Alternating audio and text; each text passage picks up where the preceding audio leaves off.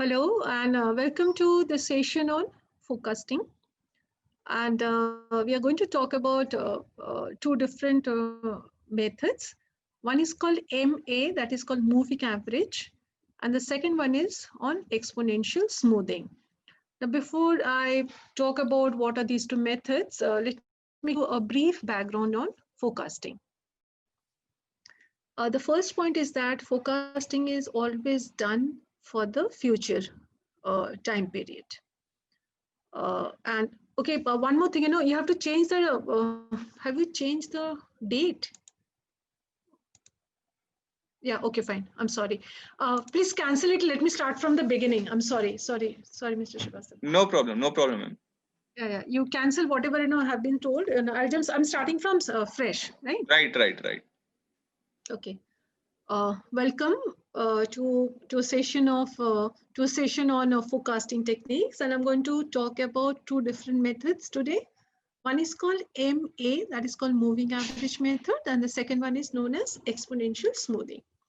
Before I actually talk about these two particular techniques and methods, let me give you an overview, a very brief overview on forecasting techniques. See, forecasting is done for the future time period, which means we collect the data on the past time period, or the past data is being collected, which is being analyzed, and then the same past data behavior is being extrapolated for the future. So that is what is known as forecasting technique. Now, when we talk about forecasting techniques, it can have different kind of techniques, and it depends upon what kind of data has been collected. Now, data can be different kinds of data. For instance, there can be one kind of data which is known as cross-section data, which means at one point of time, when we collect the data across, it's called cross-section data. Across the section, across the society, across the section, across the time period, when we collect the data, it is called cross-section data, which means, let's say today I collect the data on air quality from different parts of Delhi. Today, I repeat, today I collect the data from different parts of Delhi on air quality. Right? This is called cross-section data. But what happens if I collect the data over the period of time, different period of time? Let's say I do it today, I do it tomorrow, I do it day after tomorrow, I do it for another next 10 days. It becomes time series data. There's a third category also, which is known as longitudinal data or the panel data, which means when we collect the data on one particular observation over a period of time, it becomes longitudinal data on the panel data. So forecasting techniques are all different, and it depends on the kind of data that has been collected.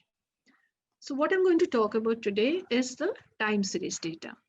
You have one more session on regression, and there you will see how the forecasting technique can be used on a cross-section data. And and one of the methods which is used for forecasting is known as regression. I'm sure you have heard this term before also. Now, regression can be done on the cross-section data, but not the same regression can be applied on the time series data. So when we apply the regression for the time series data, we have a different kind of regression. And when we apply the regression for the panel data or the longitudinal data, that is a different kind of regression. So it's, you have to be very clear about this particular aspect. Which kind of tool is required depends upon the type of the data you already have. Fine. So I'm going to talk about the time series data. And in time series data, we have got different techniques, and I'm going to talk about two different techniques, that is called moving average and the exponential smoothing. So I hope this brief introduction overview is clear to all of you. If I go to the next slide, you will see there's something I have written. I have written 4 different components. One is called trend. Second one is called random variation. Third one is known as cycle. And the fourth one is known as seasonal pattern. And all these have a different meaning. And all these components are can be seen when we have the time series data. So these components are missing when you have the cross-section data. I'm repeating again and again because this is the most important part. These four components are visible when you have the time series data. These components are not there when you have the cross-section data. So in case you have a cross-section data, you have to think of some different tools. In case of a time series data, you have to think about some different tools. Now trend, I'm just coming to the first part. Trend is a very common word, which we have already seen. There's a positive trend, there's a negative trend, different kind of trending we say. Trend is either the data is constantly increasing or the data is constantly decreasing. For instance, in COVID-19, you can say the data is constantly increasing. So we have a positive trend in number of COVID-19 patients. Or let's say in recent, in recent times, in last 1 week, the air quality in Delhi is deteriorating. Every day it is, the pollution is going up. So it's a trend data. Sometimes data, I'll just come to the seasonal and cyclical. Then the last point which I'll be discussing about the random variation. Now, sometimes what happens, the data can have seasonal pattern. For instance, whenever in Punjab, the agricultural residues are being burned, especially in this is the season where we see as a air quality, suffers like anything in Delhi. It's because of, there's a residual burn in Punjab. This doesn't happen throughout the year. It happens only in one particular season.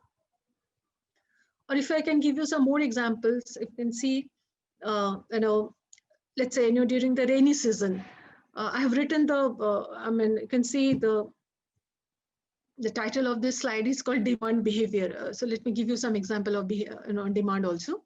Let's say in rainy season, the demand for, let's say, the raincoat goes up. The sale of, let's say, umbrella goes up. Or let's say in winter season, the sale of woolen clothes goes up. Or in summer season, let's say the sale of ice cream goes up. The sale of ACs goes up, the coolers goes up. Similarly, in winter, the sale of, let's say, room heaters goes up.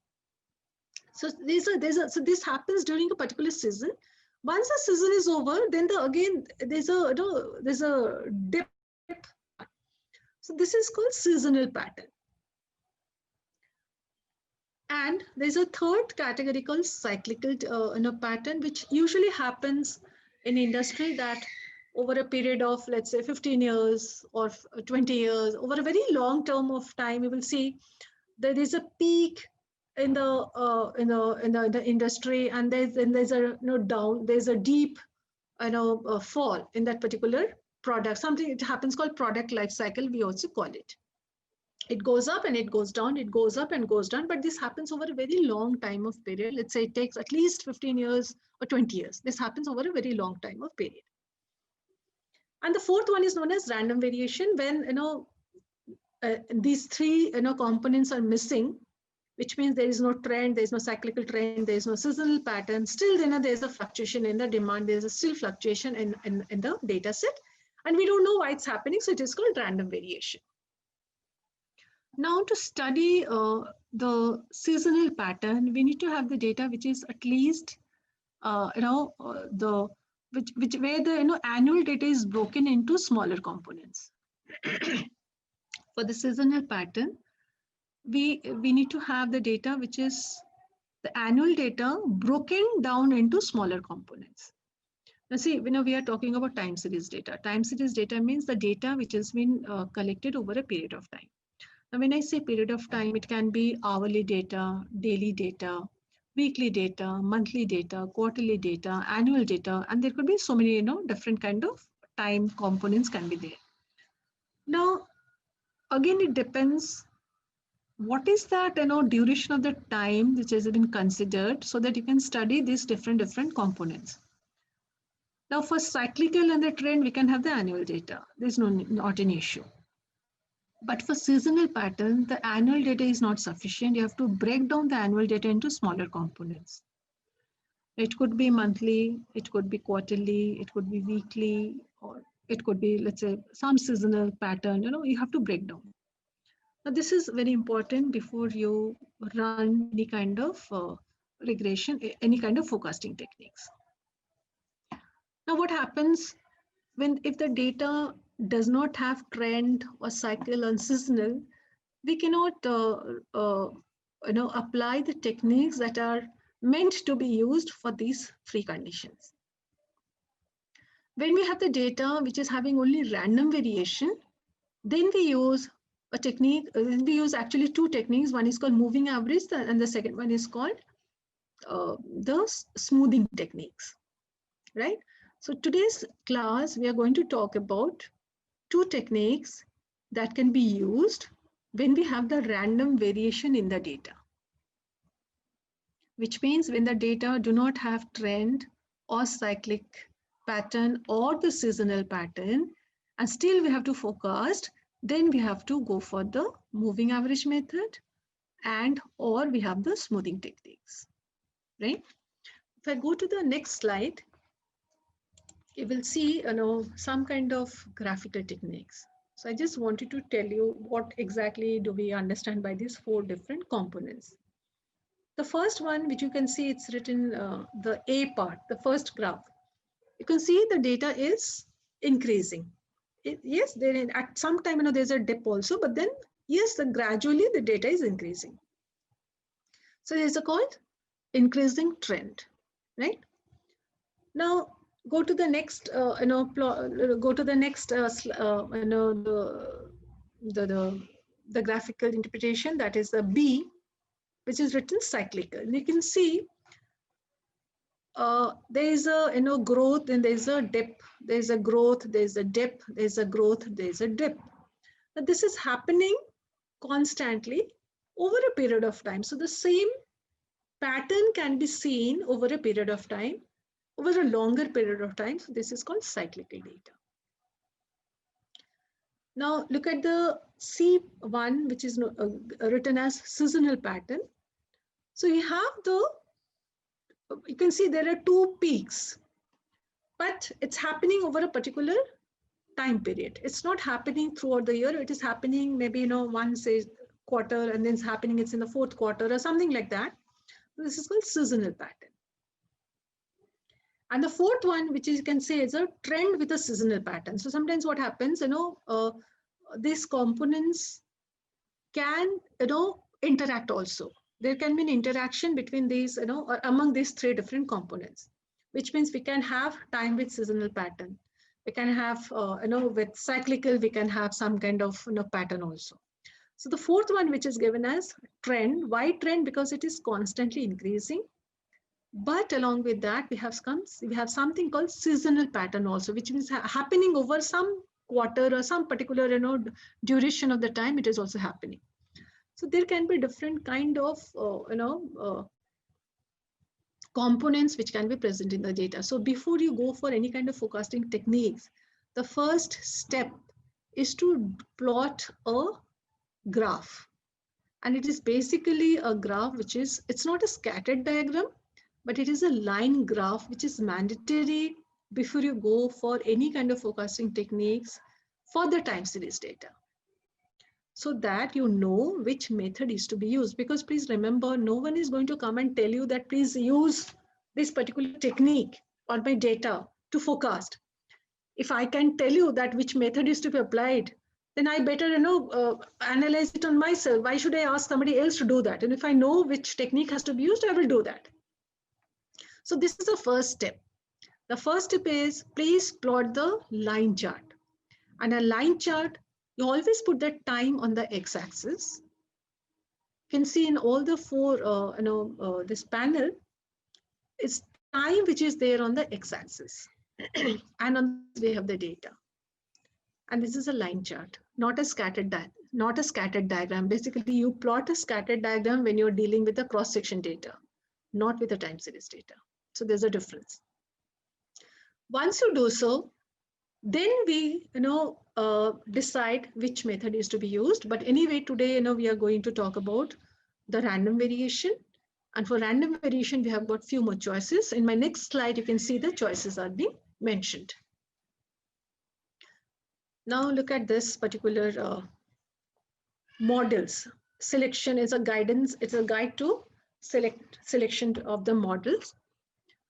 Now I've mentioned some of the techniques called forecasting techniques. There could be a different kind of data pattern, and then how many observations, and then how do we do the forecasting. The first, I've started with the naive method. This is the most simplest technique. Does not require any kind of statistical knowledge. Anybody can do that. What we say is that, fine, some value, this month is going to be the same value. So it's basically, taking the previous time period data and say, okay, fine, this would be, for instance, yesterday, the air quality was in Delhi was some value, say X. I say, okay, fine, tomorrow it's going to be also the same value. So that is called naive method. It's the crude form of forecasting. And fine, it has got own disadvantages, but then the advantage is that it is the simplest one and anybody can do that.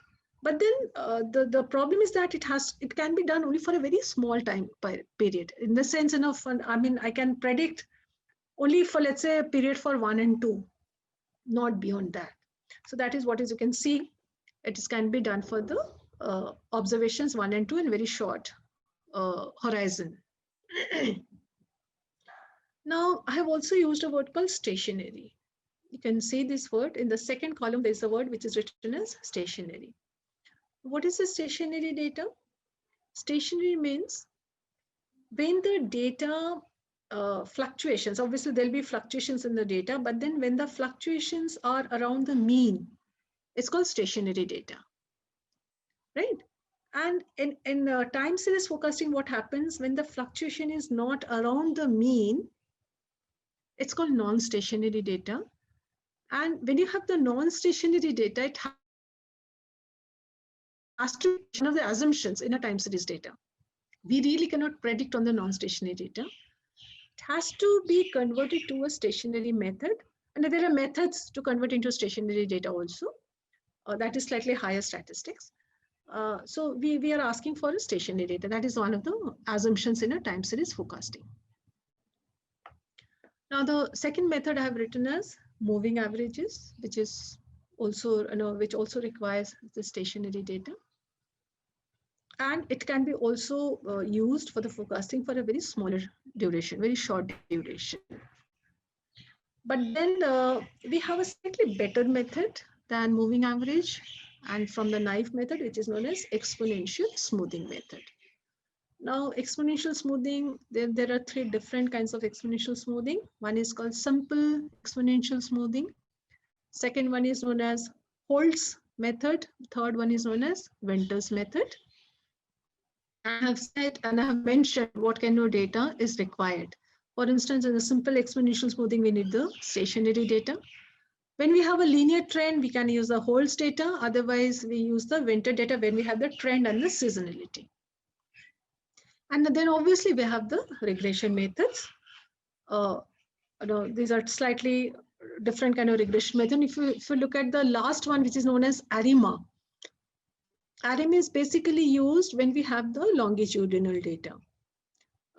So in a time series, we don't use it. We actually use it for longitudinal data or the panel data. So these are, but then let me tell you, this is not the exhaustive list. I've just given you some of the methods. There are other methods also, but then keeping the scope of this session, I've just given you few. Now I go to the next method. I go to the next slide now, which gives you all the steps that are required for the forecasting process. The first, we start with the purpose of the forecast. What is the objective of doing the forecasting? Then we collect the historical data. So please check this. I have used the word historical data, which means it's the past data. And we plot it, which I told you just now, that we have to plot the data to identify the pattern. It's a line chart. And after that, we select the model, forecasting model. And I showed you some of the forecasting models. Once we select the forecasting model, then we have to develop we have to compute the forecasting. We have to do this analysis and we have to forecast. Once we forecast, we have to check for the accuracy. This is a major step in statistical forecasting technique, because I mean, your viewpoint may not match with my viewpoint in terms of selection of the model. So we can differ, but then once we differ, we also need to find it out the accuracy of the forecasting. If it is acceptable, then we plan for a horizon for which time period we have to forecast it, and then we have to do some adjustment. If it is not, if the accuracy of the model is not so good, in that case we have to go for a different model, for which I've given you. We have to go back to step number 4. So these are the steps. So it's not that statistics gives you the method and you have a list of methods and you can simply pick and run any model. The forecasting model doesn't happen in that way. It is like every step you have to take a decision, and after every step you have to check for the accuracy, and then you have to take a decision whether it's the right model or not. If it is a right model, then whether the forecasting should be done for a smaller duration or for a longer duration, and then you have to monitor your result. It's not that just one time effort that I have done I have already done a forecasting and it's valid for another 10 years. No, it has to be monitored regularly. In case you find there's a major fluctuation, then you have to come back and select the model or reselect the model and think about a different model, reconsider the model for that. Okay, now I come to the next technique. It's called simple moving average method. It's given on the next slide. Now, moving average is nothing but, as you can see, it's a method which is based on average, right? But with the average, we have prefixed a word called moving. So which means, we have to calculate this average again and again. So it keeps on moving. And that is how we get a simple moving average method, right? It's a very simple thing, I have written D stands for demand, but it can be, any other variable which you're studying. It could be demand, it could be air quality, it could be water quality, it could be pollution level, it could be anything, and the variable which you're studying, and the data has been collected over a period of time. So you add the values, and then you divide by the number of periods. That's all. So you have a time period basically in the denominator that gives you the simple calculation of the average, right? Now, I've given you an example in my next slide where I've calculated a 3-month moving average. So in my next slide, you can see the data. And the data is taken as monthly data. So the monthly data, let's say from January to October. And then, well, this is only for the demonstration purpose. It's written order, but you can have your own variable.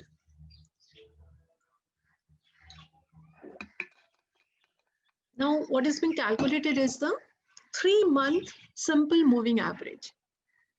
So what is being done? First 3 values have been considered, that is 120, 90, and 100. So if I calculate, if I take these 3 periods, if I add these 3 values, and then I divide it by 3, I'll be getting a value called 103.3. Maybe you can just check it. I've just shown you one calculation. So 90 plus 100 plus 75, I take these 3 values, and divided by 3, I get 88.3, and so on. So for the November, I have got 110 orders. See, I have the data, historical data only for October. I have to forecast it for the next month. So for the November, how it is being done? It is 90 plus 110 plus 130. So last three values that have been considered, they have been added and divided by 3 and you get 110. So that is the prediction for the month of November. Now here, you can always disagree with me on the time period. For instance, why did you select 3 months? Why not 4 month period? Why not 5 month period? Yes, this is what I said, that there can be always a disagreement on the model. Model I have chosen moving average, but then again, whether it should be 3 month or 4 month or 5 month, they can always have a disagreement. So in statistics, so in reality, what we do, we actually have different kind of period model, and then we take a conclusion which model is the best model. So in my next slide, what I have done, I have taken the same data set and I have done a 5 month simple moving average method. So what I have done, I have taken last example, what did I do? I took 3 data points and I was calculating the average. But this time I have taken 5 data points. So I have taken 120, 90, 100, 75 and 110. I've added the first 5 values and then I've divided by 5 and I get the first average, which comes out to be 99, right? And for the November also, see, there's a prediction for November. Now in November, in 5 data points, I have divided by 5 and I've got 91. In my last example, it was the same data set, but my prediction was 110. But now there's a change in the prediction. Now it is called 91. Now you would say, now obviously there would be a question that which method should we follow now, right? Now for that, if I can just show you my next slide, in my next slide, yeah. So if I can just click on this particular slide, we'll find, there are different graphs. One is the blue one, which is the actual data.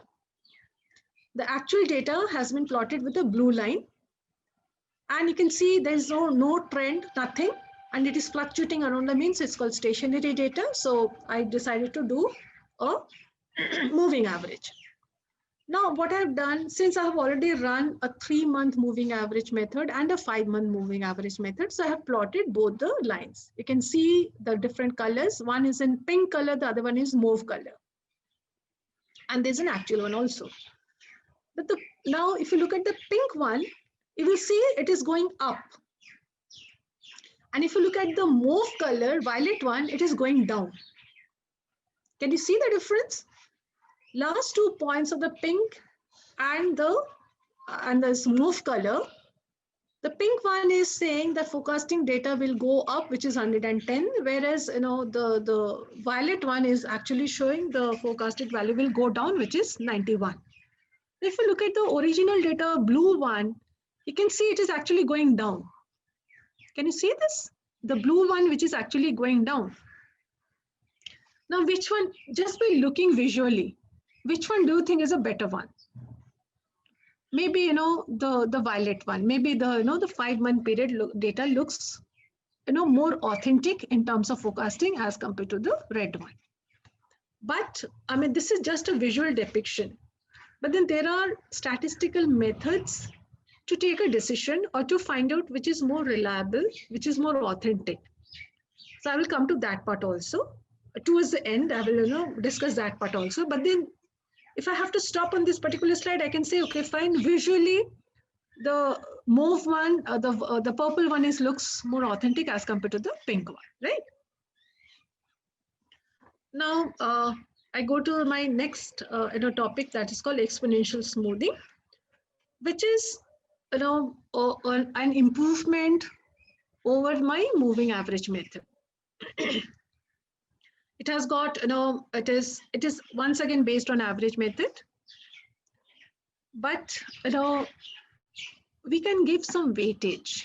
In moving average, we were not able to give any kind of weightage. We were giving equal weightage to all the data. We were just taking 3 months data, months period data, or 5 months period data. We are simply doing the averaging. So we were giving equal weightage.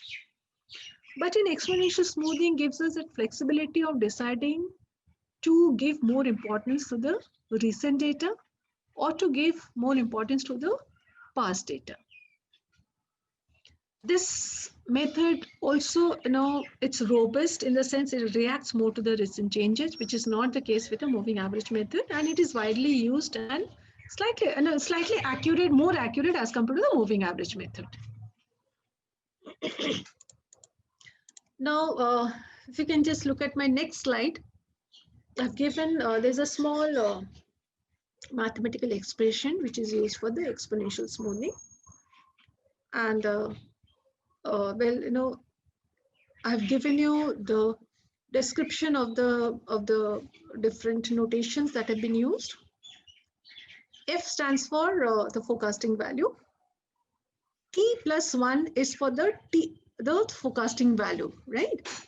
Which means we have the data for the tth period, and we wanted to forecast for the next period. So next period, by mathematically we write it as T plus 1th period. That is for the next period.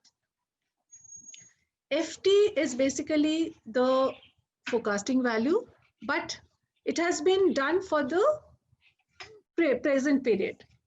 It is a forecasting value for the present period, which has been calculated.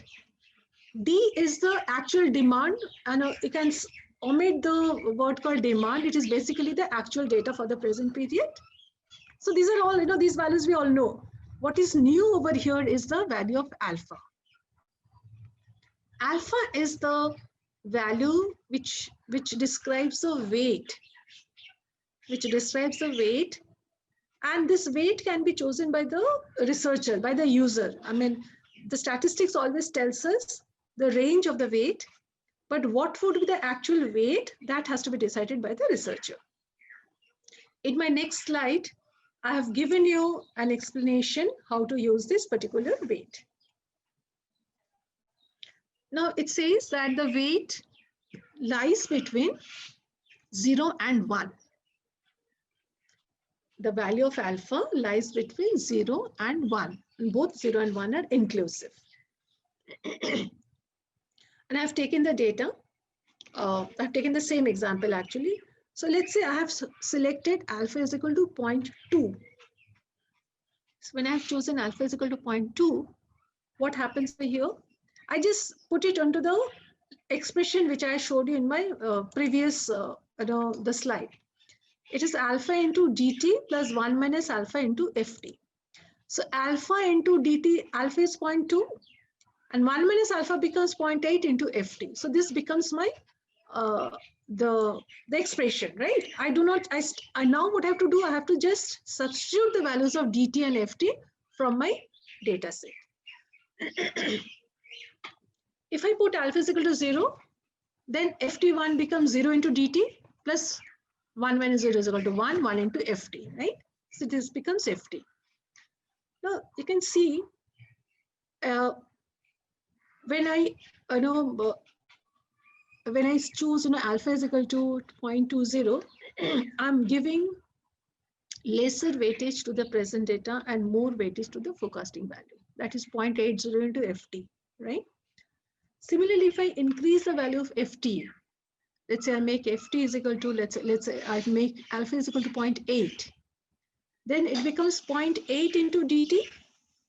0.8 into dt means I'm giving more weightage to the recent data, and 1 minus alpha, that is 0.2, becomes the weightage for the forecasted value. So it is up to the researcher to decide whether to give more weightage to the recent data or whether to give more weightage to the forecasting data. This is where is the subjectivity. Even though statistics gives us a formula, but it has the subjectivity, and because of this subjectivity, the accuracy of the model will also change. That is where you and I would differ, even though we are using the same expression, same formula, right? There's one more line in this particular slide. You can see if alpha is equal to 1, and then what will happen to the forecasted value. So which means we are saying alpha is equal to what we are giving maximum importance to the present data and no weightage to the forecasting value. That is what we are saying, right? If this slide is clear, then I will go to the next slide and I just wanted to show you a calculation. Now I have taken an exponential smoothing with alpha is equal to 0.30. This is is the same data set which I have considered. It is for 12th period I have taken the data and I have to forecast it for the 13th period. So t is equal to 12 and I have to do a forecasting for the 13th period, that is t plus 1, right?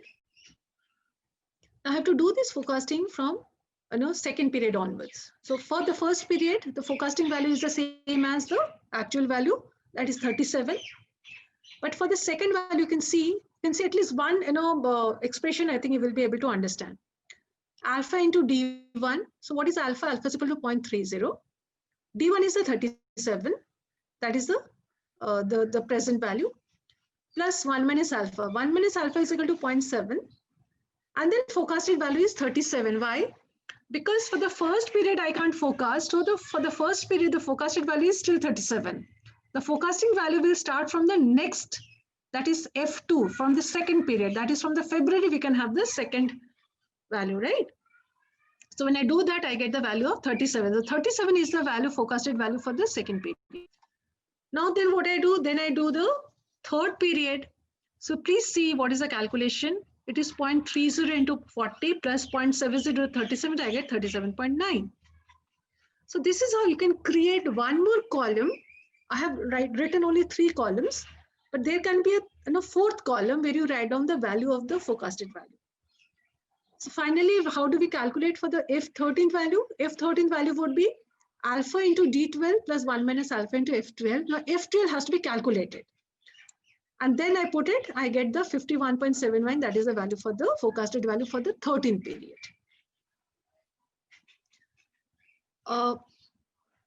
If I can just go to the next slide. In the next slide, what I have done, I've taken the same example. And sorry, the previous slide, please. Yeah. In this slide, what you will see, it is the month and the demand. And I have used the exponential smoothing while taking alpha is equal to 0.3 and alpha is equal to 0.5.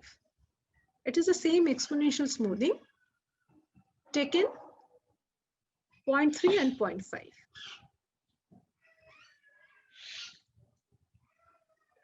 You can see the calculation for the 0.3 for the 12th period 50.84, which I showed you in my early. And then we are doing the forecasting for the 13th period. So 51.79. This calculation I showed you, but I did not show you all the calculation. Maybe you can do it on your own. Similarly, you can do it for alpha is equal to 0.5 also. Now, the next question is that so if somebody wants to choose alpha is equal to 0.45 or alpha is equal to 0.38, you are free to do so. You are free to select any values of alpha between 0 and 1. It can be a decimal point. Let's say, no, I have taken 0.3 and 0.5, but if you want to select 0.45, please go ahead. It is completely your wish. But then, because of this subjectivity, then the next question is that, which is the best method? What is that weightage we should be accepting or we should be considering? For that, if you just see my next slide, I have tried to give you some kind of graphical explanation. So the blue one, which you can see, is basically the actual value, right? And then you can see the next one, the pink one, where I have plotted the exponential smoothing for alpha is equal to 0.3. And there is a purple one where the exponential value I have taken as 0.5. Now the question is that which one is the best method? Both the forecasting values are showing upward trend, whereas the actual one is actually showing the decreasing trend. So now at this point, I just wanted to tell you that this analysis is not complete. It's not a completed one, but just to give you a demonstration, I'm stopping with just with 2 values of alpha.